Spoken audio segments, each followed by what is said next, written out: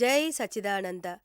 உங்க எல்லாருக்குள்ளேயும் குடிகொண்டிருக்கிற பரமாத்மாவுக்கு என்னுடைய மனமார்ந்த சிரம் தாழ்ந்த வணக்கங்கள் வணக்கங்கள் வணக்கங்கள். சில முக்கியமான விஷயங்கள் மரணத்தை பத்தி இன்னும் நான் உங்ககிட்ட பேச போறதா இருக்கேன். தர்மம், அதோட தற்கொலை. ஏன்னா தர்மத்துல இத பத்தின கேள்வி அடிக்கடி கேட்கப்பட்டுகிட்டு இருக்கு. தற்கொலை பண்ணிக்கிறது தார்மீக கண்ணோட்டத்துல இது ஏத்துக்கப்படுதா இல்லையா அப்படிங்கிறது தெரியல. சில சாஸ்திரங்கள்லையும் சில தர்மங்கள்லையும் தற்கொலைங்கிறது அந்த அளவுக்கு சரின்னு சொல்லப்பட்டிருக்கு. நம்மளுடைய பாரத நாட்டில், யூரோப்பியன் கண்ட்ரியில், அமெரிக்கன் கண்ட்ரியில் இதுக்கு ஒப்புதல் தரப்படவே இல்லை. தற்கொலை பண்ணிக்கிறது அது கண்ணோட்டத்தில் ரொம்ப பாவமான விஷயம். சமூக கண்ணோட்டத்திலேருந்து அது பாவம். எந்த கண்ணோட்டத்தோட பார்த்தாலும் அது தவறு தான். இந்த சட்டம் எவ்வளவோ தர்மங்கள் தற்கொலைய சட்டத்திலேயே இல்லை அப்படின்னு அது சொல்லுது. ஆனா அது ரொம்ப தவறு. சட்டம் பண்றவங்களுக்கு என்ன தற்கொலை பிடிச்சிருக்கா?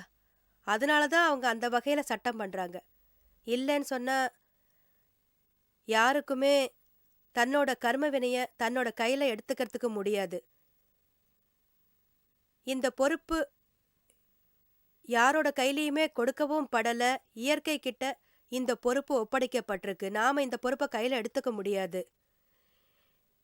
இயற்கை தான் இதை கையில எடுத்துக்கிட்டு வருது. ஒவ்வொருத்தரும் கொண்டு வர கர்ம வினை தான் ஒவ்வொருத்தரும் அதை முடிச்சுதான் ஆகணும். அது மட்டும் இல்ல, தற்கொலைக்கு முயற்சி பண்றவங்க எல்லாருமே சக்சஸ்ஃபுல்லா ஆயிடுறாங்களா? இந்த தவறை செய்யுங்க. சட்டமும் இதை சரி செஞ்சுக்கலான்னு சொல்லிட்டா அதுக்கப்புறம் ஒரு நாள் என்ன ஆகும்? தற்கொலை பண்ணிக்கிறதுக்கே பயந்துருவாங்க. எத்தனையோ பேரு ஐயோ நாம தற்கொலைக்கு முயற்சி பண்ணிருக்கோமே, அது சக்சஸ் ஆகலைன்னா நம்மளோட நிலைமை என்ன ஆகும்னு நினைச்சு பயப்படுவாங்க. இந்த வகையில இது மிகப்பெரிய தவறு. தர்மத்துல எத்தனையோ தர்மத்துல இதெல்லாம் சொல்லப்பட்டிருக்கு. அப்புறம் தர்மங்கிற பேர்ல நம்மளுடைய அன்னம் ஜலம் இவைகள் எல்லாத்தையும் தியாகம் பண்ணி பகவானையே மனசுல நினைச்சுக்கிட்டு இம்சை பண்ணிக்கிறது ஒரு சந்தோஷமான விஷயம். அப்ப இத தற்கொலைன்னு நாம சொல்லக்கூடாதா? இந்த தர்மத்துல இத பத்தி தனித்தனியான வியூ பாயிண்ட்ஸ் எல்லாம் இருக்கு. தர்மத்தோட ஆங்கிள் இது சொல்றது சரி. அதாவது இப்போ ஒரு மனுஷனுக்கு ஒரு கண்டிஷன் வருது, அதாவது அவனோட மரணம் நெருங்கிடுச்சுன்னா மரணம் அடைஞ்சிருவாங்கன்னு தான். ஆனா மரணத்தோட பயங்கர வேதனையில சாகிறது, ரொம்ப சரீர வேதனையில அப்படியே இந்த மனசுங்கிறது ஒன்றி போய் இதனால இன்னும் அதிக வேதனையை அவங்க ஃபீல் பண்ண ஆரம்பிச்சிடுறாங்க. அதுக்கப்புறம் அவங்களுக்கு இந்த மரணம் இந்த விதத்துல இந்த வேதனையை விட அவங்க தங்களுடைய அதாவது தம்ம காக்கிற பகவானுக்கு தர்மத்துல மந்திரத்துல ஜபத்துல இப்படி ஏதாவது ஆயிடுது. மனசு ஒன்றி போய் மரணத்தை ஏத்துக்கிறாங்க. இந்த மாதிரி அவங்க அத சந்தோஷமா தான் அதை அவங்க ஏத்துக்கிறாங்க. இந்த வகையில அன்னம் ஜலம் தியாகம்லாம் செய்வாங்க. இது ஒரு வகை பக்தின்னு கூட சொல்லலாம். இதுல நிறைய வியூ பாயிண்ட்ஸ் இருக்கு. சில பேர் தற்கொலைன்னு சொல்றாங்க. இன்னும் சில பேர் இத ஒரு வகை விதின்னு சொல்றாங்க. இதனால மரணம் நல்ல வகையில தான் இருக்கும். இந்த தர்மம் அப்படிங்கிற பேர்ல இவங்க பண்ற சில விஷயங்கள் உள்ளுக்குள்ளேயே ரொம்ப யுத்தம் செய்யறது தான். அதாவது தர்மத்திலையும் எந்த ஒரு தர்ம சாஸ்திரத்திலையும் யுத்தம் இல்ல. தர்மம் தர்மங்கிற வகையில தான் இருந்துகிட்டு இருக்கு. தர்மங்கிறது நடுநிலைமை தவறாம இருந்து யாருக்கும் எந்த நிலையிலையும் துக்கத்தையே கொடுக்க கூடாது. இதைத்தான் நம்ம தர்மம்னு சொல்றோம். எந்த ஒரு தர்மம் துக்கத்தை தரவோ இல்ல கொலை பண்ணவோ சொல்லி தருதா சொல்லுங்க பார்க்கலாம். தர்மத்தை காக்கறதுக்காக இத தர்மம்னு சொல்றதுக்கு இல்ல. தர்மத்தை காக்க எத்தனையோ வழிகள்லாம் இருந்துகிட்டு இருக்கு. நீங்க உங்ககிட்ட இருக்கிற ஸ்பீச்ல இத தாராளமா சொல்லலாம். ஏதாவது தொழில் இருக்கலாம். உங்ககிட்ட ஏதாவது ஒரு பிரபாவம் இருக்கலாம். இத செய்யலாம். உங்கள பார்த்து நீங்க சொல்றத கேட்டு அடுத்தவங்கலாம் தர்ம பாதைக்கு வரலாம். உண்மையான தர்மம்னா இதத்தான் சொல்றோம். யாருக்கும் துக்கத்த கொடுக்கக்கூடாது. மதமும் தவறானத சொல்லிக் குடுக்கல. பொறாமை இருக்கக்கூடாது. இருந்ததுன்னு சொன்னா பொறாமை தான் வளரும். இதுதான் நம்மளுடைய கலியுகத்துல இருக்கிற மிகப்பெரிய அதாவது எனக்கு சொல்றதுக்கே ரொம்ப வெட்கமா இருக்கு. நாமெல்லாம் தர்மங்கிற பேர்ல இதுல என்னென்னமோ காரியம் செய்றோம். தர்மம் தவறானத கத்துக் குடுக்கறதில்ல. தர்மம் எந்த ஒரு சின்ன ஜந்துக்கும் நாம துக்கத்த குடுக்கக்கூடாது, அடுத்தவங்களுக்கு ஹிம்சையா இருக்கக்கூடாதுன்னு தான் சொல்லுது. இதத்தான் அது நமக்கு கத்துக் குடுக்குது. எந்த ஒரு பகவானும், எந்த ஒரு கடவுளும், எந்த ராமரும், எந்த கிருஷ்ணரும் யாரும் இந்த வகையில சொன்னதில்ல. உங்களுடைய தர்மத்துக்காக, பகவானுக்காக, இல்ல சம்பிரதாயத்துக்காக யுத்தம் பண்ணுங்க, மிகப்பெரிய வாதம் பண்ணுங்க, அடுத்தவங்க மேல பாம் போடுங்க. இதுவும் சரி கிடையாது தான்.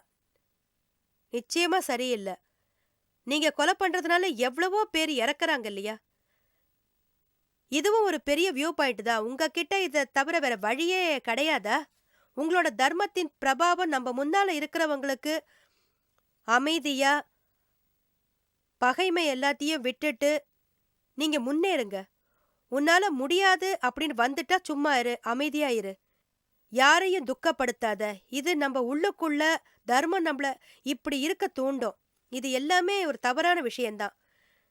எத்தனையோ தர்மங்கள்ல இந்த மாதிரி நெறைய நடந்திருக்கு. பெரிய உயர்ந்த எண்ணங்கள கொண்ட சாது, மகான்கள்லாம் இருக்காங்க. அவங்களும் தற்கொலை பண்ணிக்கிறாங்க. ஒரு மிகப்பெரிய சாது இருந்தாரு. அவர் தற்கொலை செஞ்சுகிட்டாரு. அவர் தற்கொலை செஞ்சுக்க காரணம், அவர் மென்டல் டிப்ரஷன்ல இருந்தாரு. இவரோட குடிசையில இவரு தற்கொலை பண்ணிக்கிட்டாரு. என்ன துரதிர்ஷ்டம் பாருங்க. நல்ல வகையில ஆத்ம ஞானம் பிராப்தம் அடைஞ்சு, பிராப்தமாக வேண்டியவரு, அமைதியா, சந்தோஷமா இருக்க வேண்டியவரு, கடைசியில எப்படி ஆயிடுச்சு பாத்தீங்களா? இதெல்லாம் தலையெழுத்து தானே, வேற என்ன இருக்கு? இந்த மாதிரி இருக்கிறவங்களுக்கு கூட சமயத்துல மனசாந்தி கிடைக்கிறதில்ல. ஒரு சாத்வீகருக்கு இந்த மாதிரி ஆயிடுச்சு. அவர் என்கிட்ட பேசிக்கிட்டு இருந்தாரு. அவருடைய கெட்ட நேரம் அவரு தற்கொலை பண்ணிக்கிட்டாரு. அவருக்கு ஒரு சிநேகிதர் இருந்தாரு. ரொம்ப நல்லவங்க. 2 பேரும் நெருங்கின நண்பர்களா இருந்தாங்க. யங் ஏஜ்ல தான் இருந்தாங்க. அவரு தன்னோட ரூம்ல இருக்கிற ஃபேன்ல புடவைய மாத்திக்கிட்டு அவரு சுருக்கு போட்டுக்கிட்டாரு. ரூம் சாத்தி தான் இருந்தது. உள்ள இருந்து கதவு சாத்தல. வெறுமனே தான் மூடி இருந்தது. அதாவது அவர் ராத்திரியில ஃபேன்ல புடவைய மாட்டிக்கிட்டு சுருக்கு போட்டிருக்காரு. யாருமே கதவ தொறக்கல. கதவு வெறுமனே தான் சாத்தப்பட்டிருந்தது. ராத்திரி அப்படிங்கிறதுனால தெரியல. மார்னிங் அவரோட சிநேகிதர் இருக்காரு இல்லையா? அவர் வந்து முதல்ல இவர் இருந்த ரூமுக்கு ஓடி வந்திருக்காரு. அவரோட நிலைமைய பார்த்துருக்காரு. தூக்குல அவரு மாட்டிக்கிட்டு தொங்கிட்டாரு. தற்கொலை பண்ணிக்கிட்டு இருக்காரு. அத பார்த்த உடனே அவருக்கு ரொம்ப பயமாயிடுச்சு. அவருடைய மென்டல் டார்ச்சர் மாதிரி ஆயிடுச்சு அவருக்கு. ரொம்ப ஒரு டிப்ரஷன்ல வந்துட்டாரு. அதுக்கு என்ன காரணம்னு சொன்னா, அந்த சிநேகிதன் அதாவது அவரு தற்கொலை செஞ்சுக்கிட்டார் இல்லையா? அவர் மேல எல்லாரும் சந்தேகப்பட்டாங்க. நிச்சயமா ஏதாவது தப்பு நடந்திருக்கணும்னு அவங்க நெனச்சாங்க. இல்லன்னா இவர் இப்படி பண்ணியிருக்க வேண்டிய அவசியமே கிடையாதே. ஏதோ காரணம் இருக்கு. அதனால தான் பண்ணியிருக்காரு அப்படின்னு. அந்த அளவுக்கு பயம். சொல்ல முடியாத அளவுக்கு பயம் இருந்தது. அதனால அந்த இடத்த விட்டுட்டு அவரு வேற இடத்துக்கு போய் சேர்ந்துட்டாரு. அவர்கிட்ட யாரோ தாதா பகவான பத்தி சொன்னதுனால அவரு உன்னோட மனநெலைமை சரியா போயிடும். தாதாவ போய் பாருன்னு சொல்லியிருக்காரு. அதுக்கப்புறம் அவர் தாதா பகவான பார்க்க வந்திருக்காரு. அவருக்கு தாதாஜி ஞான தீட்சை குடுத்தாரு. அவருக்கு அமைதியும் கிடைச்சது. கொஞ்சம் வருஷங்கள் கழிச்சு ரொம்ப தைரியமா இருந்துகிட்டு இருந்தாரு. அவர் பாட்டுக்கு அவர் வேலைய கவனிச்சிட்டு இருந்தாரு. பாத்தீங்களா? சாதுக்கள் நடுவுல கூட இந்த மாரி நடக்குது. அவங்களும் தற்கொலை பண்ணிக்கிறாங்க. வேற வழியே இல்லாததுனால. லட்சக்கணக்கான மக்கள் இவங்க கிட்ட உபதேசம் கேட்கறதுக்கு அவர தேடி வராங்க. ஆனா, இந்த தர்மத்துல அவர் அப்படி செய்ய என்ன காரணம்னே தெரியல. கடைசியில அவர் கூட தற்கொலை பண்ணிக்கிட்டாரு. இந்த தர்மம் உங்கள எதுவரைக்கும் கொண்டு போகும்னா, உங்களோட எல்லா துக்கத்திலேருந்தும் முக்திய தான் அது உண்டாக்கும். உங்களோட எந்த துக்கம் உங்கள தற்கொலை பண்ணிக்க தூண்டி விடுது? இப்படி நடக்கிறதோட முழு அர்த்தம் நாம தைரியத்தோட, தர்மத்தோட உண்மையான பாதையில போகலங்கிறது தானே! எங்கேயோ தப்பு நடக்குதுன்னு தானே அர்த்தம். இந்த தப்பான கண்ணோட்டத்த நீக்கிட்டு நாம உண்மையான வழியில போக வேண்டியது அவசியம். நீ என்ன வேணாலும் காரியம் பண்ணு, தற்கொலை மட்டும் பண்ணிக்காதன்னு தான் தர்மம் சொல்லிக்கிட்டு இருக்கு. இப்ப நீங்க தற்கொலை பண்ணிக்கிட்டீங்கன்னா, வர்ற 7 ஜென்மங்களுக்கும் நீங்க அதையே தான் பண்ணிக்கிட்டாகணும். ஒண்ணு தெரிஞ்சுக்கங்க. இந்த சரீரம் மட்டும்தான் நம்மள விட்டு போகுதுங்கிறத நீங்க முதல்ல தெரிஞ்சுக்குங்க. அதோட கடைசி சமயத்துல இந்த மனம், புத்தி, சித்தம், அகங்காரம் இவைகள்ல எதெல்லாம் ஆத்மாவோட போகுதோ அவைகள் தற்கொலை பண்ணிக்கும்போது பயங்கர ரியாக்ஷனை உங்களுக்கு உண்டாக்கும். பயங்கர வேதனை, பயங்கர எண்ணங்கள், மனசுல அமைதி இல்லாத ஒரு நிலைமை. இது எல்லாத்தையுமே அது எடுத்துட்டு போயிடுது. இந்த ஒரு வைப்ரேஷன் அவங்களுக்கு எவ்வளவோ ஜென்மங்கள் வரைக்கும் வரது கிடையாது. ஒரு தடவை தற்கொலை பண்ணிக்கிட்டா 7 தடவை தற்கொலை பண்ணிக்கணும். அந்த மாதிரி தான் சொல்லப்பட்டிருக்கு, எழுதவும் பட்டிருக்கு. இப்போ ஒரு பால் இருக்கு. அதை நீங்க கீழ தூக்கி போட்டுட்டீங்கன்னா, அப்ப அந்த பால் எழும்பி வந்து மறுபடியும் அது அப்படியே ஸ்லோவாகி கடைசியில ஒரே இடத்துல அது நின்னு போயிடுது இல்லையா? ஆனா ஒரு தடவை நீங்க அந்த பால போட்டா, அது மறுபடியும் மறுபடியும் உங்களுக்கு எழும்பி வரத்தானே செய்யுது. நெறைய தடவை எழும்புது. அதே மாதிரி தான் ஒரு தடவை நீங்க தற்கொலை பண்ணிக்கிட்டா, அந்த தற்கொலைங்கிறது எழும்பி எழும்பி 2, 3 தற்கொலை வந்து கடைசியில பார்த்தீங்கன்னா, இந்த தற்கொலையில அது முடிஞ்சு போயிடுது. கடைசி ஜென்மத்துல. எப்போ கடைசி தடவையா எழும்புதோ, அப்போ அதோட விளைவு தனியானதா இருந்துகிட்டு இருக்கு. அவங்களுக்கு இந்த தற்கொலையால தான் அது உண்டாகுது. ஆனா, முதல்ல எழும்புற அளவுக்கு இருக்கிற வேதனை, அதுக்கப்புறம் வர்றது கிடையாது. அந்த மாதிரி நிச்சயமா வர்றது கிடையாது. இந்த பாலோட எழும்பல்களேந்து உங்களோட தற்கொலை எந்த அளவுக்கு இருக்குங்கிறது உங்களுக்கு தெரிய வருது இல்லையா? இத பத்தி உயர்ந்த ஞானிகள் எல்லாருமே உண்மையத்தான் சொல்றாங்க. இந்த எழும்புதல் ஆரம்பிச்சு, எழும்பி எழும்பி கடைசியில 6வது எழும்புதல் வரும்போது, இது விஷயம் முழுக்க தெரிய வரும். அதுக்கப்புறம் அது அப்படியே கீழ போக ஆரம்பிச்சிருது. கடைசியில 7வதுல முடிஞ்சு போயிடுது. ஒரு சகோதரிய பத்தின விஷயம். ரொம்ப அதாவது அவளுக்கு ஒரு 20 வயசு இருக்கும்னு நெனைக்கிறேன். அவளுக்கு பகவான் மேல நெறைய பக்தி இருந்தது. பகவானோட சிலைய வச்சுக்கிட்டு எப்ப பார்த்தாலும் பகவானையே நெனச்சுக்கிட்டு இருப்பா. அவருக்கு பூஜை பண்ணிக்கிட்டு இருப்பா. ஒரு தடவை என்ன ஆச்சுன்னா, அவ ரொம்ப சீரியஸா பூஜை பண்ணிக்கிட்டு இருந்தா. பாட்டெல்லாம் பாடிக்கிட்டு இருந்தா. அப்போ அர்ஜென்ட்டா எங்கேயோ வெளியில போகணும்னு நெனச்சா. அவ வீட்ல தனியா இருந்தா. எல்லாரும் போயிட்டாங்க. சீக்கிரம் சீக்கிரம் பகவானுக்கு ஆர்த்தி பண்ணிட்டு, ஊதுபத்தி ஏத்திட்டு அவசரமா அவ கிளம்பி போயிட்டா. அவ அந்த மாதிரி பண்ணிக்கிட்டு இருக்கும்போது, ஊதுபத்திலாம் காமிச்சுட்டு புறப்பட்டுட்டு இருக்கும்போது, திடீர்னு பகவானோட அந்த உருவம் கீழ விழுந்துருச்சு. பகவானோட தலை கட்டாயி அப்படியே துண்டா ஆயிடுச்சு. இவளுக்கு உடனே மனசு ஒரு மாதிரி ஆயிடுச்சு. ஏன் இந்த மாதிரி நடக்குது? புருஷன விட நான் இது மேல பாசம் வச்சிருந்தேனே! அவளுக்கு இந்த கிருஷ்ணர் மேல அவ்வளவு பக்தி. நான் எவ்வளவு பெரிய பாவம் பண்ணிட்டேன்னு அவ ஃபீல் பண்ணா. நான் எவ்வளவு பெரிய தப்பு பண்ணிட்டேன். இத என்னால பொறுத்துக்கவே முடியலையே! வீட்லயும் யாரும் இல்ல. அப்படின்னு சொல்லி அவ உடனே என்ன பண்ணா, வீட்ல இருந்த விஷத்த எடுத்து குடிக்க ஆரம்பிச்சுட்டா. உடனே மயக்கமாயிட்டா. வீட்ல இருந்தவங்க திரும்பி வந்ததும் பார்த்துட்டு அவள ஹாஸ்பிட்டலுக்கு கூட்டிட்டு போனாங்க. அப்புறம் ட்ரீட்மெண்ட்லாம் பண்ணாங்க. ஆனா அவ பொழைக்கவே இல்ல. அது எப்பவுமே எங்ககிட்ட சொல்லிக்கிட்டு இருப்பா. எனக்கு எந்த கஷ்டமும் இல்ல. எனக்கு எந்த துக்கமும் கிடையாது. எனக்கு பகவானுக்கு நான் தப்பு செஞ்சேன்னா, அதுக்காக நான் ரொம்ப வருத்தப்படுறேன். எனக்கு ஒரே ஒரு சந்தோஷம், நான் இந்த தேகத்த விட்டுட்டு பகவான் கிட்ட தான் போய் சேரணும்னு சொல்லிக்கிட்டே இருப்பா. இந்த வகையில அவ பகவான் பேர சொல்லிக்கிட்டே அப்படியே அவளோட உயிர விட்டுட்டா. சோ இதுலேருந்து என்ன தெரியுதுன்னா, இவளுக்கு இந்த எழும்புதல் கடைசி ஆயிடுச்சு. இந்த வகையில ஒவ்வொரு ஜென்மத்திலயும் பாதிப்பு குறைஞ்சுகிட்டே தான் வந்துகிட்டு இருக்கு. தவிர இந்த காரணத்தினால தான் நமக்கு ஒரு விஷயம் தெரிய வருது. இந்த எழும்புதல் இருக்குன்றது தெரியும்.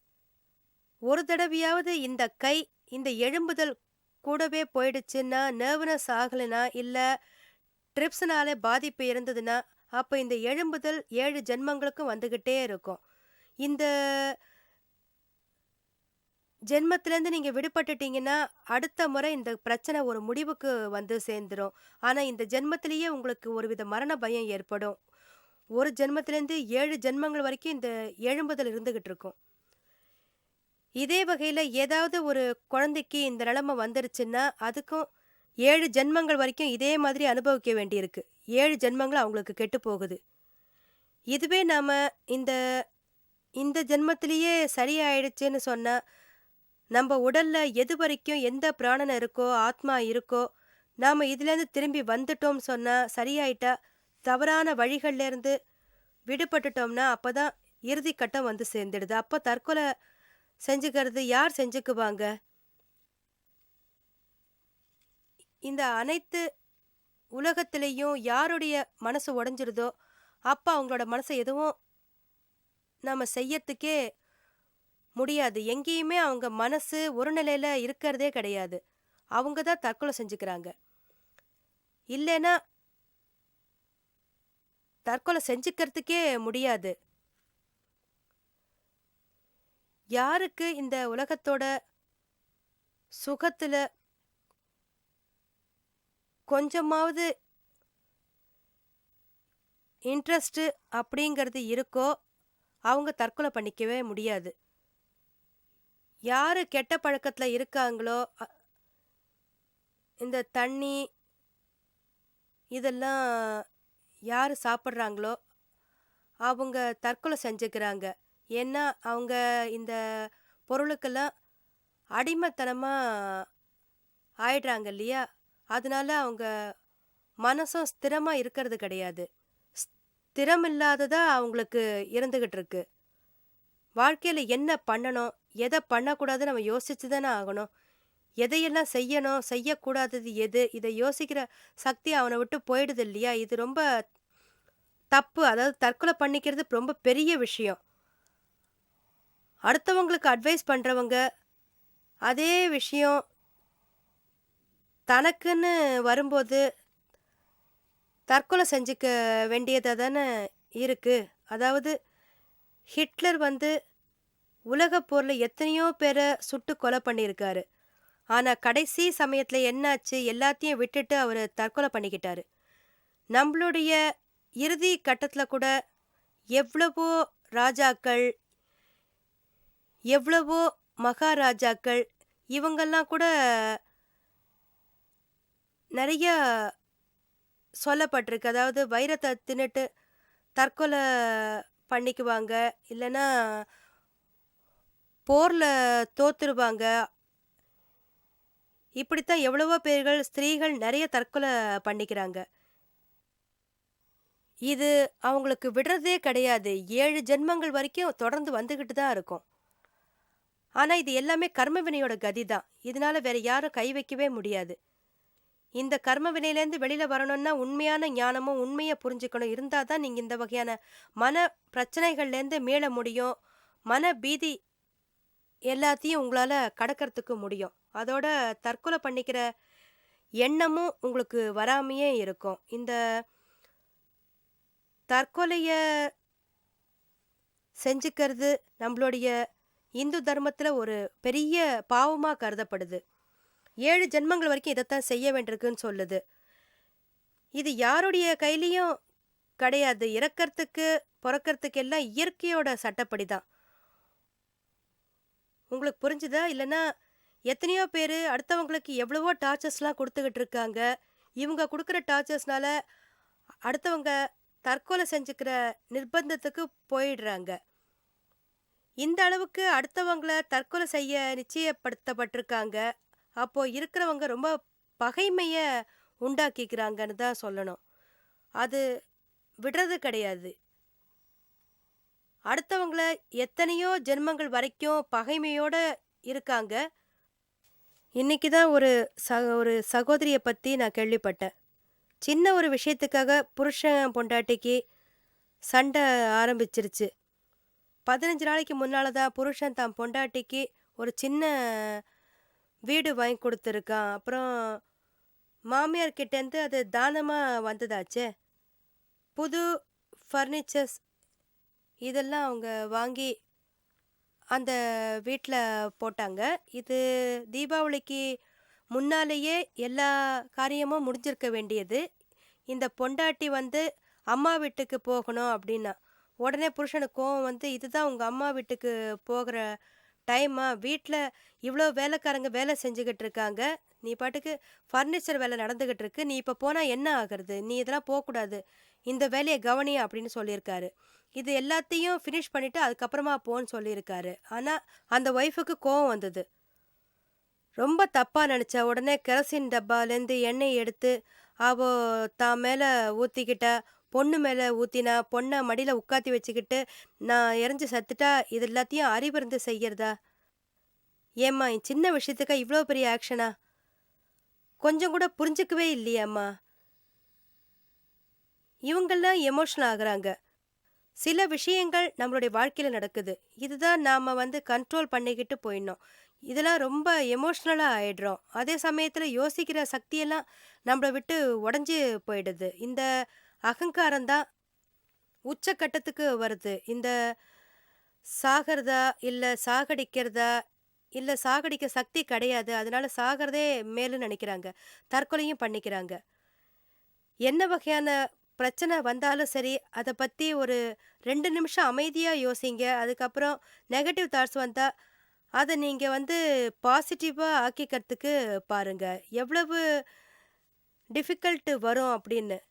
நெகட்டிவ் சக்திய விட பாசிட்டிவ் சக்தி தான் கொஞ்சம் அதிகமா இருக்கு. ஆனா, நாம பாசிட்டிவ் சக்தியோட உதவாம அத கேட்கறதே இல்ல. நம்ம உள்ளுக்குள்ள எவ்வளவோ விஷயங்கள்லாம் இருக்கு. அது நம்ம எங்க ஞாபகத்துல வச்சிருக்கோம் சொல்லுங்க பார்க்கலாம்? உள்ளுக்குள்ள பரமாத்மாவே இருக்காரு. அப்ப நீங்களே பரமாத்மா. இந்த பரமாத்மாவானவர் தற்கொலை செஞ்சுக்கிட்டாரா? எவ்வளவு தலைகீழா இது மாறி போயிடுது. நாம நம்மளுடைய சீட்லேருந்து மாறி அடுத்தவனுக்கு நாம சீட் குடுக்குறோம் இல்லையா? அப்போ நமக்குள்ள இருக்கிற இந்த பரமாத்மாவ நெனச்சு நீங்க வந்து சக்திய வேண்டுறேன்னு சொல்றீங்க இல்லையா? அந்த அளவுக்கு சக்தி கிடைக்கும். தற்கொலை பண்ணிக்கிற எண்ணத்த தூக்கி போட்டுடுங்க. தவிர வந்திருக்கிற ப்ராப்ளத்துல சிரிச்சுக்கிட்டே உதவி பண்ணலாம் அப்படின்னு நீங்க சொல்லுங்க. அதோட இந்த தற்கொலை பண்ணிக்கிற பயங்கர கர்ம வினையிலேருந்து நீங்க பாவத்திலேருந்து விடுபட்டுடுங்கன்னு தான் உங்கள நான் சொல்றேன். ஜெய் சச்சிதானந்தா.